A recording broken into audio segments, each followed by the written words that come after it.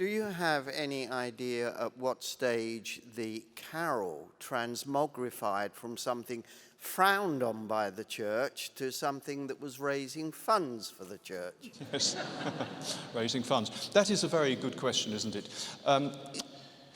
The English carol repertoire, that is to say, the written repertoire of carols with music, either in one part, like the one you heard Catherine sing, or in up to 4 polyphonic parts as learned compositions, that the carol in that sense seems to spring into existence sometime around the Battle of Agincourt, 1415.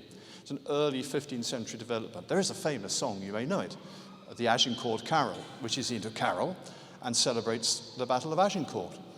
It says that Henry went to France and made a fray that France shall rue till Dormes die. My wife is French, and when we're having rows, I sometimes quote that.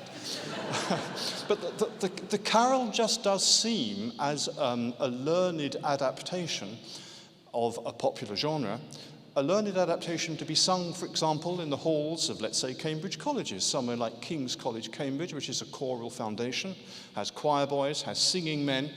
The carols to be sung in the hall while the fire is burning and people perhaps are having food, that just does seem to spring out of nowhere, somewhere between 1400 and about 1420, and I don't think anybody really knows how it happened. I certainly don't, so I can't answer your question.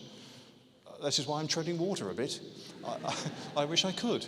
But by then, it's well underway. And there are just over, I've never done an exact count, I suppose about 100 genuine medieval English carols, as the 15th century say, where the music is often very elaborate and learned and not really street corner music at all. It's a marvellous repertoire, little known to the general public, I think. Some of the texts, of course, have been set by modern composers like Adam Leigh Bounden and various others, but just seems to happen sometime around 1410, 1420.